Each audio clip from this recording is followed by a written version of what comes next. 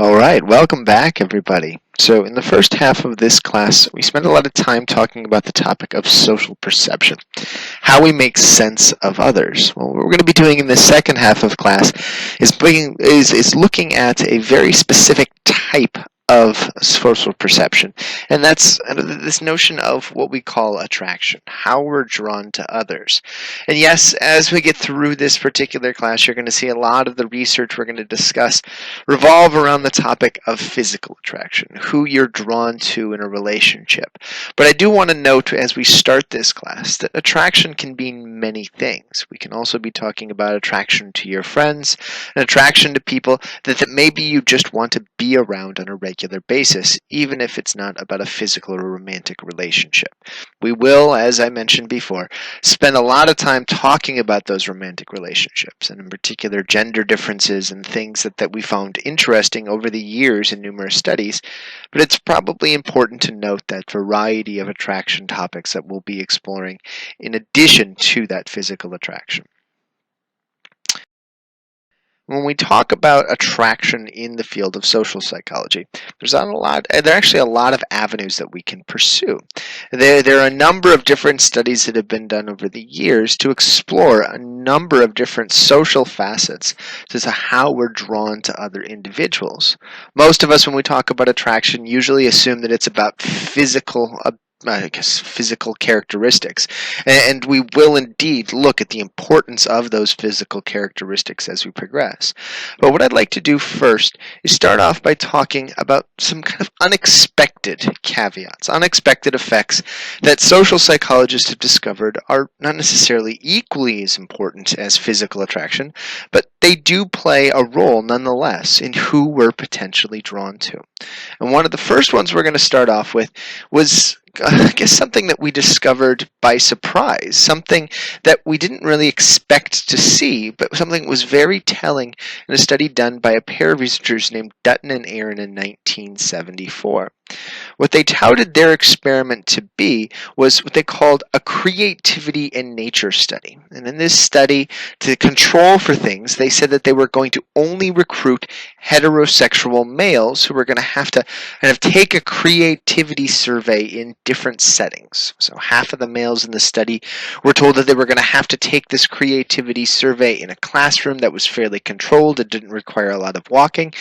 And the other half of the males were told that they had to complete this survey at some distant point in this university that they were taking the quiz at. And this distant point just so happened to be located across a bridge that students had to pass to get to this particular area.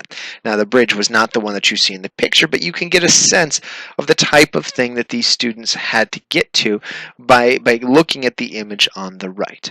This was the heart of the creativity in nature study, the kind of movement of males either in a very small way or a very big way where we could get their heart beating and get them really physiologically aroused, where their what we call fight or flight system was semi-activated. After they did this, the real experiment began. They had these gentlemen, as was kind of hinted at, fill out this creativity survey, but then, after they filled out the creativity survey, the true goal of the experiment started.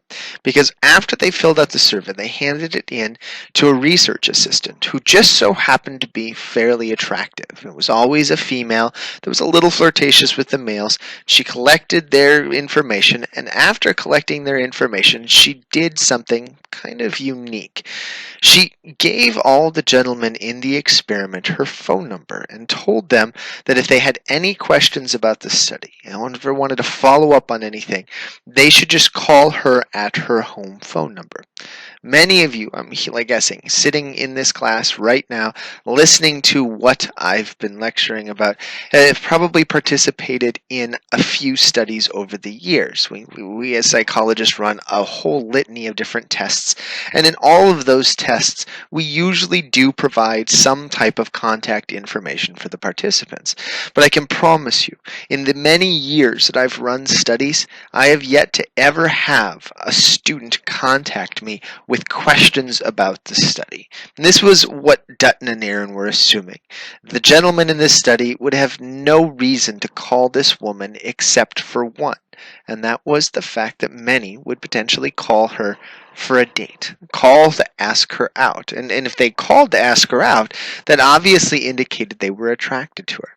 And again, these gentlemen were put in two different situations. Half of them had to cross this long bridge across a long stretch of campus, and the other half were fairly rested. They were in a place where their heart wasn't beating very fast, their body wasn't overreacting to the situation, and what they found was that change in venue, that change in area, really did impact the, well, I guess, likelihood that men would call, and more importantly, it probably impacted then the perception of how attractive this female was. For the males that had to cross the bridge, as you see on this slide, 67% of them ended up calling the female research assistant.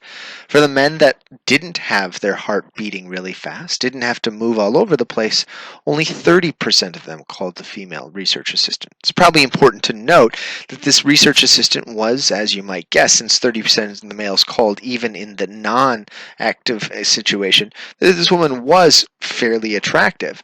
But you see in this study a huge jump, one that indicates that when we're talking about who we're attracted to, one of the kind of unforeseen components that plays a role in our attraction is how much our body is telling us we're drawn to another individual.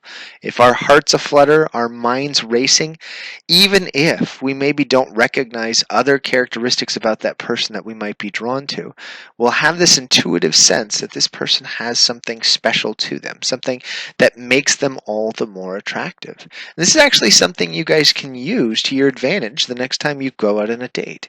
If you want that person next to you to really like you, maybe it's somebody that you're just meeting, or maybe it's somebody you've been with a long time.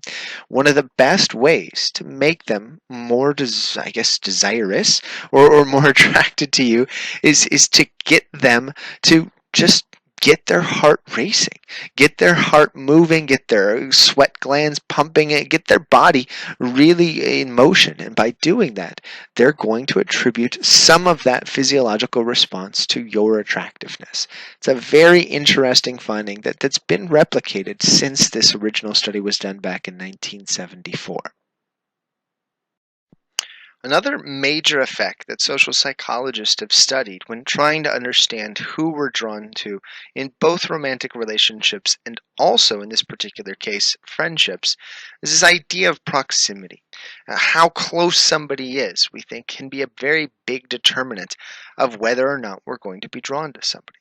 When looking at this idea, social psychologists use a specific term to kind of talk about the likelihood of us being attracted to people that are closer to us. We call this effect the propinquity effect.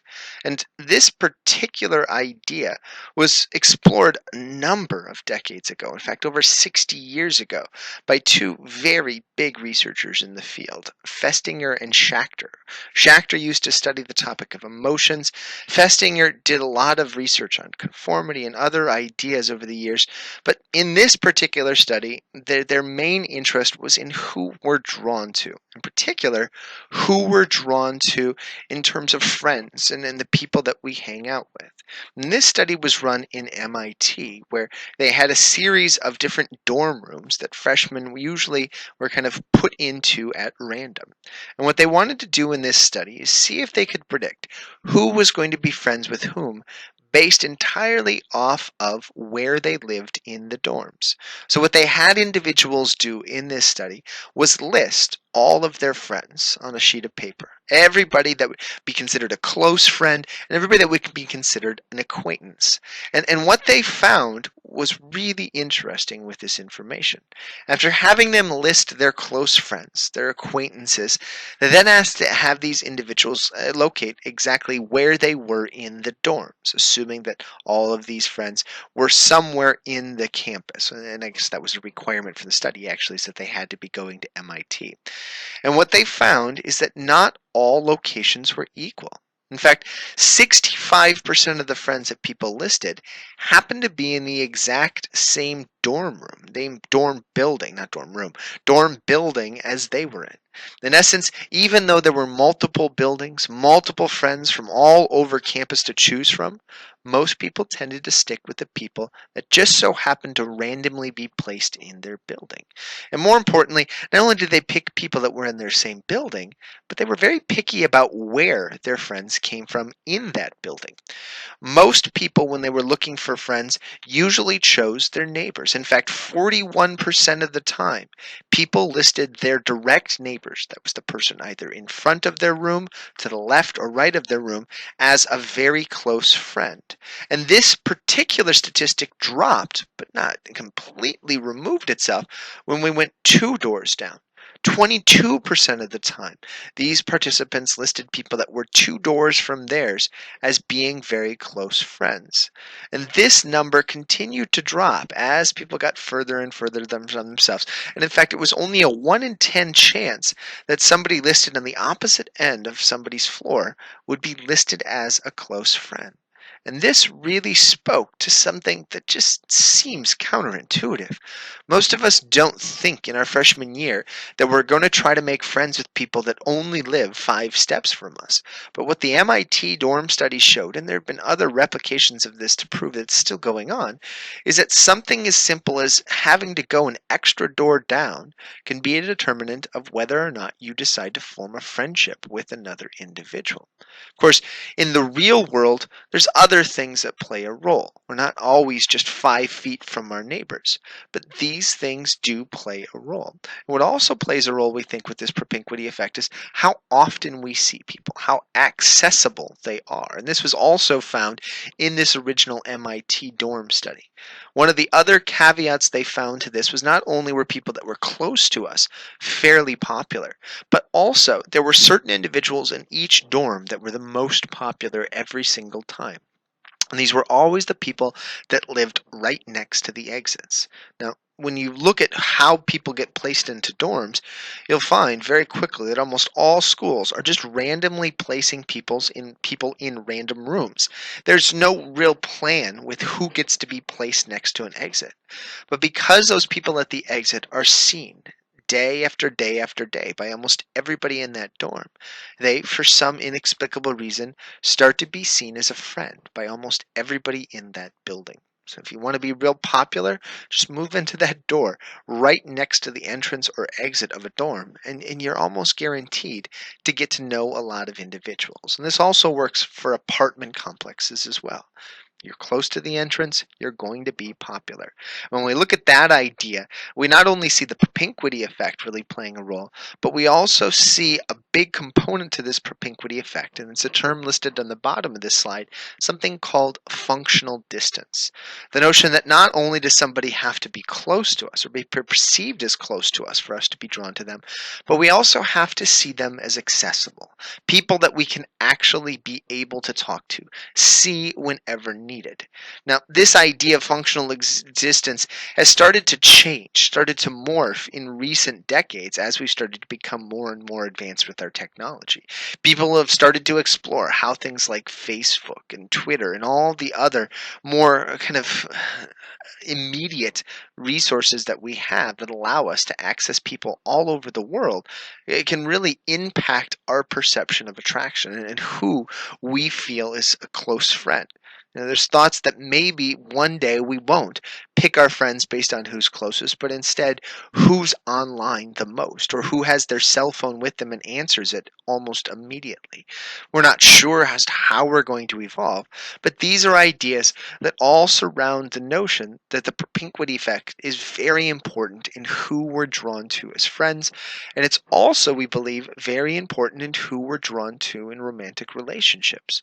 Those people that are available, the ones that are constantly around us, well, if we have either a neutral, positive feeling about them to begin with, we're going to be all the more drawn to them if we know that they're fairly accessible individuals. This idea of proximity is the second big concept that allows social psychologists to say, yes, physical attraction matters, but there's other things that are equally important, or not necessarily equally important, but also important in who we're drawn to. Another topic that we've looked at over the years is this concept of similarity. When we look at similarity, there are a lot of different avenues that we can go down. One of the questions that we might ask when we talk about this idea of similarity is, well, who is similarity important for? There are adages, if we look through our history books, about people being drawn to opposites and people being drawn to similar individuals. In fact, there's famous statements of birds of a feather flocking together and opposites attracting that seem to contradict each other, that seem to suggest that as we're pursuing people that are like us, we're also pursuing the exact opposites. Well, that's not always true. In fact, most of the time we see in research, despite the fact that there is that famous statement of opposites attracting, that we do seem to be drawn to similar people. The birds of a feather do indeed flock together. Now, at the end of this slide, we'll talk about the one exception to that, the one that kind of proves opposites attract. But before then, let's focus on research that has linked this idea of similarity to attraction. And we're going to start with some of the early stuff. Early research on this topic tended to focus a lot on people sharing similar backgrounds and people sharing similar personality traits. I know traits is an ambiguous term. We've kind of danced around it in developmental psychology, but we are going to hit it hard in the next couple classes when we talk about trait theories and all of these different ideas that we can use to encapsulate what somebody is. Know now that traits are a big characteristic that we tend to fixate on when determining how much we're going to like somebody as a friend and how much we're going to like somebody as a potential romantic partner. We tend to pursue those that are similar to us on these enduring characteristics that we carry with us from situation to situation. But in addition to that, another big thing we care about is whether or not the person we're with or potentially will be with has a similar background, has a similar childhood, or has a similar family dynamic, or lived in a similar area, or experienced a similar thing. Those similar backgrounds can really draw us to others. And again, this can work for both friendships and romantic relationships. If you think back to the last time you met somebody that maybe grew up in the same street as you, or randomly you've talked to somebody that happened to grow up in the same state as you, even though you're not anywhere near that state, you might have found yourself drawn to them. You might have thought, I really need to talk to this person longer, or I really need to see what this person's like. You also probably made a lot of assumptions about that person and their personality characteristics and their interests simply by the knowledge that they shared a background with you. There's a thought that those overlaps really do impact not only how much we like a person, but how much we assume they like us, and then how much we assume we have a ton of different things in common with them. And this carries us over to the next thing that we've explored in the field of social psychology in terms of similarity. It's the fact that not only do we care about backgrounds and personality, but we also tend to care about what somebody's doing now, what their interests are, and what their abilities are. People who take classes with us, people who share hobbies with us, who get into groups with us, tend to be those that we're most drawn to. And this can be as friends, or it can also be as romantic partners. More often than not, once we get out of high school, we tend to be drawn to those that we see a lot in our classes in college, or we see a lot during the day at work. Those overlaps, those similar kind of experiences and interests really do dictate who we tend to want to spend our time with. And what's equally important when we talk about this idea, and this is something we've just started to look at, sometimes it's not always about how many things you have in common, it's about how much you perceive you being similar to the person that you're with. There's actually a series of research studies done by Montoya, Horton, and Kirchner in the late 2000s that showed that when we're talking about who we want to have a romantic relationship with or who we want to form a friendship with, that the important thing isn't how many things on a piece of paper we have in common, but how much we believe that we're similar to that person sitting across from us. In fact, there's even research that suggests in relationships, if couples can fixate on the things that they share in common, they can actually improve their relationships and, more importantly, kind of increase their liking of the relationship, their satisfaction with how that relationship is going. And all of these things scream to how important similarity is in who we're drawn to. And this is again true for most of us. But here's where we get to that caveat that I alluded to earlier. This is true for everybody except for individuals that tend to be looking for more short-term things. If you're somebody that's visiting a random country for the summer, or you're somebody that's moving into a town and knows that you're going to leave it within a very short period of time, well, then you have a tendency usually to not pursue people that are similar to you. And instead, you tend to, for some weird reason, be drawn to individuals that are different from you.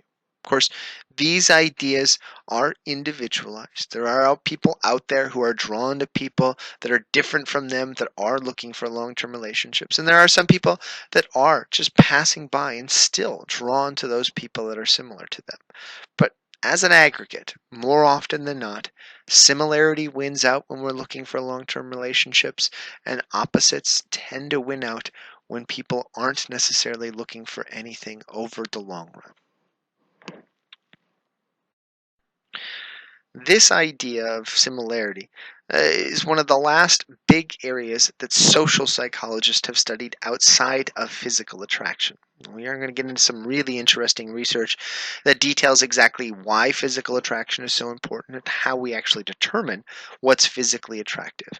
But before we get to this, I do want to talk about one last topic that we could link to social psychology, but it's probably more appropriately linked to the field of evolutionary psychology, a branch that explores kind of not necessarily what we do, but tries to postulate why we do what we do, what it was in our history, not last year, not 10, 20 years ago.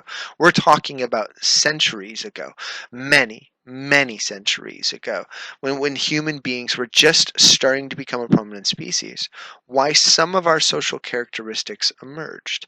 And what many evolutionary psychologists study is kind of the basic carnal responses that we have. And when it comes to attraction, well, there's a lot of different avenues that we can go down.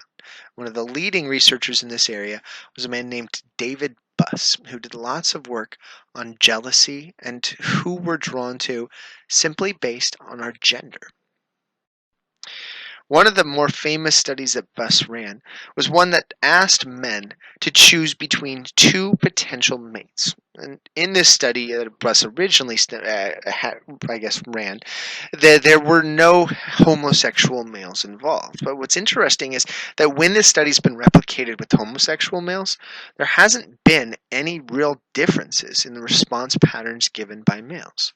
And in this choice for men, they asked to choose between person A, that's extraordinarily good looking but has no real ambition and no real promise, and person B, who's just average looking but has a lot of things going for them. They patented an invention, they're rich because of it, they're working at a prestigious medical school, and they're going to have a really lucrative and also engaging career ahead of them. These are the options that men are asked to choose from. And if you are a male right now listening to this, I'd like you to determine which particular person would you choose. Person A, that very good looking person who's maybe not that driven, or person B, that average looking person who does have a ton of potential going for them. The choice that he then does, or I guess then gives, is one for women. For women, they have to choose between person A and person B. Now, you might look at these descriptions and wonder, did I miss something? This looks like the exact same individuals. That's what he did in his study. He asked women to choose between the same two people that men had to choose from. And if you're a woman, I want you to, at this moment, choose which person you would prefer. That extraordinarily good-looking person that doesn't have a lot of potential, or that average-looking person that does seem to have a lot of things going for him or her. Choose your person, and we'll go on to the next slide and discuss what Buss found in this simple study design. What Buss found in this kind of innocuous study, nothing that was really that I guess, shattering when he introduced it, was a very profound result. He found that most men tended to choose the person that was very attractive, and most women tended to fixate on the person that had the most potential. In fact, in his original study, it was about a 90-10 split both ways in his original experiment. And it really suggested that maybe genders prefer different things with their potential mates. And what gave even more power to Buss's research was his eventual studies on jealousy, where he would ask people which type of infidelity they would prefer in a romantic partner if they were forced to choose one. A situation where their romantic partner cheated on them physically, where they were at a party, got really drunk, randomly hooked up with somebody that they didn't know, don't even remember the person, and swear they'll never do it again, or an infidelity where a person became close friends with another individual, shared a lot of personal secrets about their past, their life, and plans to kind of hang out with the individual, but isn't physically attracted to this person. In fact, has no sexual desire for the person. Which form of infidelity would you prefer? And what they found in this study, well, Buss found primarily in this study, it was that males, again, chose something very different from females. Males would often be most hurt by the sexual infidelity, where females would reportedly most often be hurt by the emotional infidelity. These findings suggest that when we're talking about gender differences, who we're attracted to, what parts of a relationship we care about most, your gender might dictate a lot about what you care about. And it also suggests, if we're talking about the general idea of attraction, that maybe for females, things like physiological responses, proximity, similarity, and potential could be the key aspects to who we're drawn to. And for males, it might just be all about physical attraction.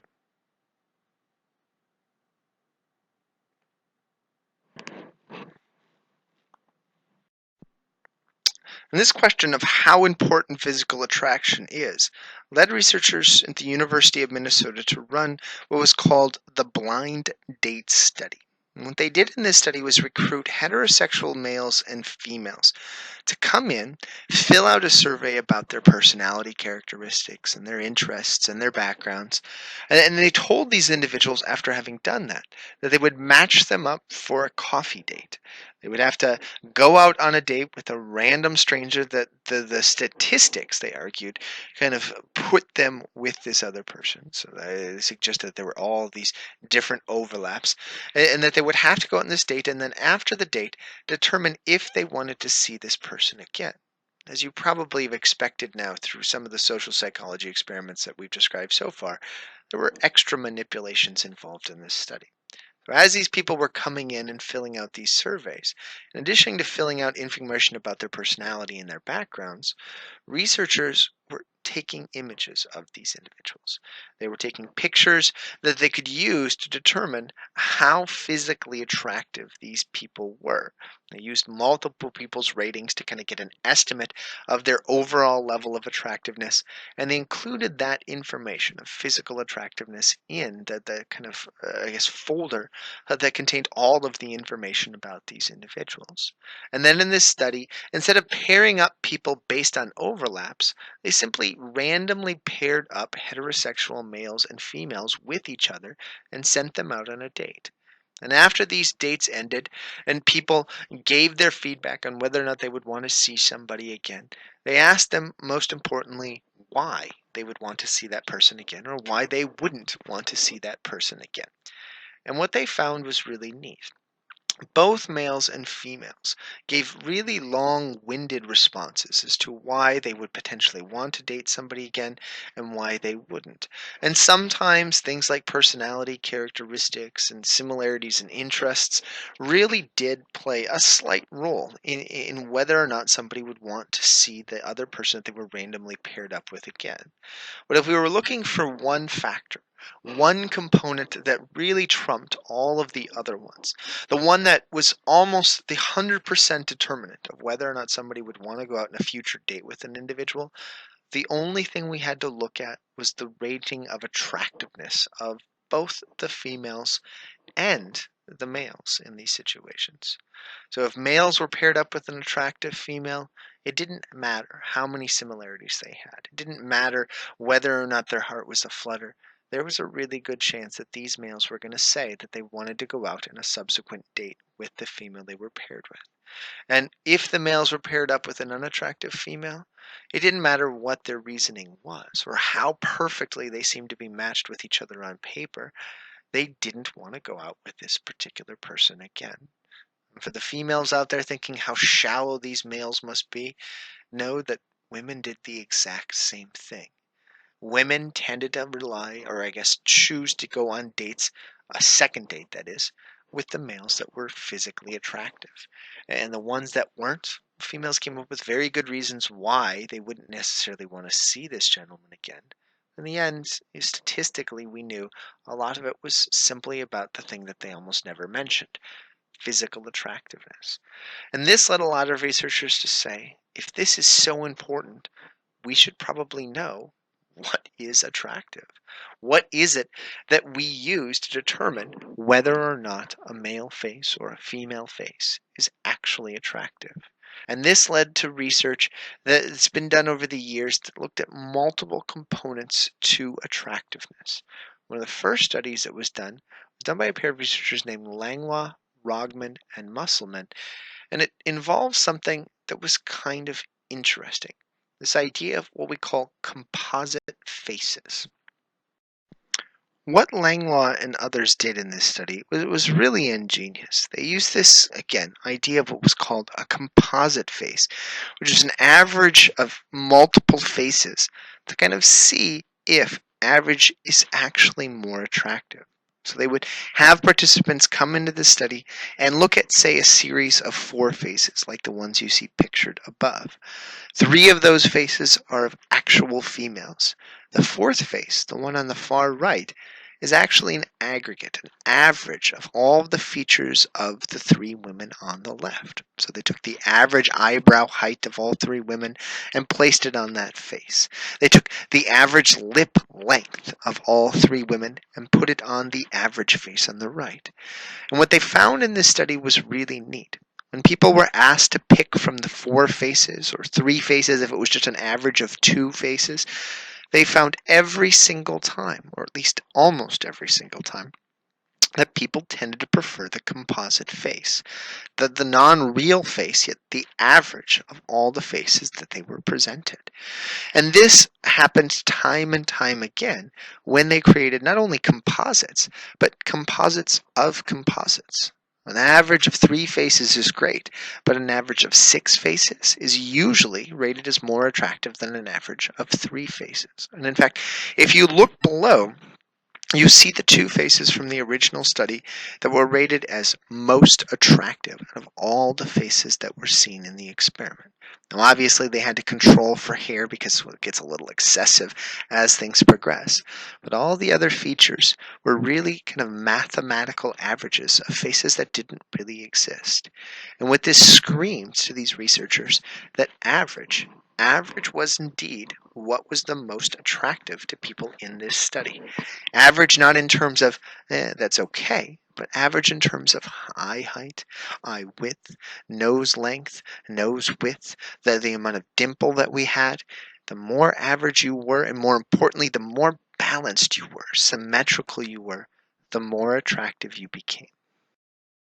This led us to ask, though, well, is this true for all composites? Are all composite faces equal? And this led a trio of researchers, Parrott and May, and another researcher named Yoshikawa, to kind of come up with a different study that tapped into something that was pretty big back in the 1990s. It's a website that I'm guessing most of you haven't visited in a long time, but it was one that was very popular for teenagers back in that era. It's a website called Hot or Not. If I recall correctly, there's actually been a revolution. It's kind of been reintroduced. But for a time, Hot or Not was kind of a sadistic, horrible website that people could go on and rate the attractiveness of faces. You'd look at a picture of somebody and give them a rating from 1 to 10. And on this website, they would average out what everybody was rating a face. And you'd see thousands of ratings for each individual picture. In this hot or not study that were run by these researchers, what they wanted to see is that they could get kind of the aggregate faces or the composite faces, not of necessarily everybody, but of different groupings of attractiveness. So what they did was they took all the pictures of the women on this hot or not website and they averaged out the faces. They created composites of all the women that scored somewhere between a 1 and a 3.5, and all the faces of women that scored between a 3.5 and a 3.9, and a 4 and a 4.44, and a 4.5 and a 4.9, and all the way up the scale until they got to 9.5 to 10, the women that were rated as most attractive in the entire website. And what they found was really, really interesting. And it doesn't take scientists to really be able to decipher what they discovered. And that's the fact that as we go up the scale, we tend to be able to recognize that these women would probably be rated as more attractive. They're all composite faces, but not all composites are equal, is what this study suggested. In fact, if you compare the girls in the 8s and the 9s to the girl in the very lower right corner, who's definitely, because she's a composite, considered attractive by almost all standards, you can probably recognize that those girls in the bottom are probably rated just a little bit more attractive than the one that's in the bottom right corner. And it really screams that average is good, but there's probably something else we care about. Another thing we care about is specific features. Eye size, the amount of smile that a person has, their dimples, the presence of a specific type of chin and cheekbones. All of these things matter. And they not only matter for females, but the same thing works for males as well. When we're talking about average, average is great if you were talking about kind of imperfections being removed. But while having symmetry is important, while not having imperfections is big, having specific features is equally important. It's another player in what's physically attractive for both men and women. And this type of study really revealed that fact. But there's other stuff as well. Other things that people have studied over the years when talking about this idea of attraction. One of the newest places that we've gotten into is one that's kind of gained a lot of interest and controversy over the years. It's one that looks at how we determine attractiveness when we go below the face, when we start looking at the neck down. And this has led researchers to not only look at different cultures nowadays, but different cultures over history. If we compare today's cultures, what we see is that there's one culture that we can actually study here in the United States, or actually one pair of cultures that we can study in the United States, to show how preferences and body type might differ between these groups. And the two cultures we're talking about here are men and women. When men and women are asked to determine which body types are ideal for women, they actually give different responses. Women tend to assume that men want heterosexual men that is, want very, very slender women. While men, when asked to rate what's most attractive in females, tend to rate women as slightly more buxom, larger than what women would anticipate men wanting. And this same idea of kind of weight imbalance can be seen in perceptions of what would be attractive for women in men. When heterosexual women are asked what type of male body is most attractive, they tend to prefer slimmer males than what men, mostly heterosexual men, estimate women would potentially want. Men assume that women want very large, very robust males, where in reality, they want slightly smaller, slightly thinner males than most men anticipate.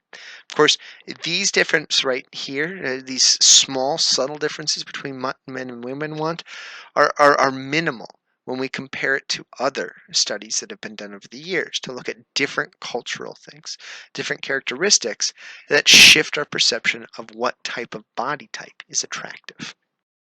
If we go beyond the gender differences and just look in the United States At generational changes, we can see very, very clear evidence how a society can shift its perceptions of body types just based on kind of the surrounding environment. If we go all the way back to the early 1900s, when food was fairly scarce, resources were not that available, and it was really, really, I guess, atypical to exercise. One of the big things that became commonplace was women who had very high to what we call bust to waist ratios. In essence, women that were heavier tend to be perceived as the most attractive. And this was something that was very prevalent for a number of years. And in fact, it wasn't until the late 1910s, early 1920s, when models like Twiggy, a very, very skinny, what some people say is the first supermodel, started changing our perception of what was physically attractive in terms of body types. And her effect and the effects of other models have shifted our interpretations in not only kind of our daily media portrayals of things, but things as simple as Ladies' Home Journal, and have shifted the bust to waist ratios of their models that were on their covers, even if they weren't trying to sell sex. And this pervaded for a number of decades until in the late 1920s, early 1930s, we started to shift back to looking for heavier set women. In fact, the picture in the upper right-hand corner is the epitome of this shift. For those of you who don't recognize that woman there, that's Marilyn Monroe, somebody that was considered really a sex goddess by many individuals in that era, simply because of not only her beautiful face, but her curvaceous body. But if you look at her body and compare it to many women in our current generation, ones that are considered very beautiful because of their body types, you'll see a stark contrast. Marilyn Monroe probably would be considered attractive nowadays, but just based on her body, many people might not see her as being the sex symbol that she was. And it really speaks to how different generations can experience something very different or prefer something very different based on either major figures or what's going on in their particular society. And this idea is not just reserved for females, it's also reserved for males as well. A classic example of this is the man pictured in the upper right hand corner, Frank Sinatra, somebody that was considered, just like Marilyn Monroe, a very big sex symbol during his era. But if you look closer at Frank Sinatra, you can see somebody that probably wouldn't be considered really sexy nowadays. He was exceptionally short, and he was a fairly scrawny individual in comparison to most of our models today in our new society for males. In fact, if you want another great example of how much we've shifted, you have to look no further than one of our more ridiculous toys that we've had around for decades. G.I. Joe figures, the ones that were introduced back in the 1960s, started off being fairly frail, very similar to the body type of Frank Sinatra. But as perception started to change in the 1970s and 80s, so did Joe. He started to gain more muscle. He started to take on more mass. In the 1990s and 2000s, G.I. Joe went from being just this scrawny gentleman to being somebody who had muscles on top of muscles and long flowing locks of hair. This is the new Joe that still pervades our media today. And it really speaks to, again, the fact that shifts in a culture can change our perceptions of body types for not only women, but also men. Some researchers in this field have started to try to figure out why these shifts take place, why there's such dramatic differences from culture to culture or era to era that we see when we're talking about not face preferences, but body type preferences. And what we've seen is that there are some things that can help us predict which type of body is going to be most popular. There's always the wild card of famous celebrities or characters that might shift a culture for a short period of time. But lots of times when we compare different cultures or different eras, what we see is the predominant needs really do dictate what's attractive. If we go back to our Victorian era, which you see pictured in the upper right hand corner, we saw an era where food was fairly scarce. Work was very arduous. It was painful to work in the fields or to do all of the different things that needed to be done in a given day. And the only people that were able to be large, rotund, were the people that were well off, the people that had not only lots of money to get food, but had the ability to kind of live life in leisure. Because of that, the large were considered extremely attractive back then. In other cultures where food was not necessarily that available, that idea still pervades today. In fact, if we compare different societies, ones that have a lot of food supply and ones that don't, we can see dramatically different preferences for body type across those cultures. You can see this depicted in the study done back in 1992 by Anderson, Crawford, Naidoo, and Lindbergh, where they showed that countries where food was very unreliable, the heaviest people were always considered the most desirable. Where in our culture, where food is no longer a limited resource, where anybody can go to the fridge and grab the most calorie-ridden thing they can find, all of a sudden, heavy bodies are no longer considered exceptionally desirable. There are a ton of individual differences when we're talking about this preference. There's lots of experiential things that can change our preferences that are probably worth noting. But the fact that there's shifts, again, screams to the fact that this is a social psychology topic, and that attraction, once we go below the neck, is very dictated by the society, the environment a person finds themselves in. These ideas and these examples all lead us to say that attraction is indeed a social psychology topic. One of the things that kind of also comes from this is the question of, why is it such an important topic, though? Why, if we look at those blind date studies, do both men and women seem to care so much about attraction? And this leads us to some other ideas that have been explored by social psychologists. One of the ideas is this concept of something called the implicit personality theory, which is also kind of linked to the idea of stereotypes, which we talked about in the last slide.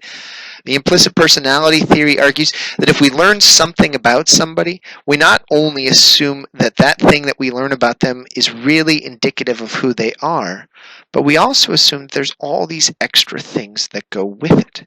In essence, we apply stereotypes to an attractive person that imply that there's all these extra things that they are in addition to being attractive. We assume in our culture that people who are attractive are healthy, have very good social skills. And in fact, if we go into other cultures, there's a ton of additional stereotypes that are embedded within our perceptions of these individuals. If we go to Korea, America, and Canada, these countries all have a collection of very positive characteristics that we tend to assume are linked to people that are attractive. In the United States, we also have an assumption that people who are attractive are strong, are dominant, which are traits that are usually considered by most individuals looking for a potential mate as positive. And if we go to Korean or East Asian societies, attractive people maybe aren't seen as dominant, but are seen in even other positive lights, being more sensitive, being more trustworthy, more generous. And one can understand if these are the things you assume about somebody just because they're attractive, you'd want to find an attractive person. You'd be drawn to these attractive people. This is the power of this implicit personality theory, the stereotypes that come along with the physical attractiveness that we can derive, or I guess, from just seeing a person. And what makes this even more powerful, something that really tips the scales even further, is the fact that once we find somebody attractive, we tend to treat them in a way that gets them to usually elicit the personality characteristics that we're expecting of them. If you remember back to that phone conversation study that we talked about in the early portion of this class, where males were shown a picture of an attractive female and started treating her in a way that got her to act attractive, or shown a picture of an unattractive female and got her to start acting in a way that kind of got her to, act unattractive, we can see how important attraction can be, not only in our assumptions about people, but how our treatments of people because they're attractive can start to shift people in a particular way. In essence, it implies that if somebody's attractive, they're going to be treated in a way that might get them to conform to some of those stereotypes that we assume are going to be true about them. Maybe attractive people are going to be on average, more healthy. have better social skills, have more characteristics that are desirable because everybody is treating them in a way that's going to get them to start to manifest those behaviors. It again screams that when we're talking about physical attractiveness, though it seems shallow, there are some big things linked to this idea, to this concept that are. This idea is where we're going to close up shop on the topic of attraction. I want you to note that there are a ton of extra things out there if you're interested in studying this idea, like many students tend to be. So I encourage you to go out, review the literature, make sure you read the book on this topic. But for today, we're going to end here. Make sure you get those posts done, make sure you're studying, and good luck to all of you as we progress on to this next exam that's coming up very soon. Take care.